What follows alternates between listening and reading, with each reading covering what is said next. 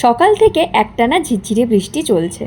জানালার বাইরে মেঘলা আকাশ দেখেই মনটা খিচুড়ির জন্য চটপট করছিল, তাই চট করে বসিয়ে দিলাম গোবিন্দভোগ চালের খিচুড়ি। সাথে দিলাম টাটকা সবজি যেমন গাজর, ফুলকপি, আলু, কুমড়ো। মুগ ডাল, মুসুর ডাল আর গোবিন্দভোগ চালের গন্ধে পুরো বাড়ি ম ম করছিল। চটজলদি করবো বলে প্রেশার কুকারে সর্ষে তেলের মধ্যে 5 ফোড়ন, তেজপাতা দিয়ে টমেটো, আদা এবং কাঁচা লঙ্কার পেস্ট দিয়ে তাতেই ভেজে রাখা সবজি, নারকেল কুচি, কাজু, কিশমিশ এবং তার উপরেই চাল ডাল দিয়ে ভালো করে একটু কষিয়ে নিয়ে 1 বাটি জল ঢেলে ভাজা মশলা এবং ঘি দিয়ে 2টো সিটি মেরে নিলাম।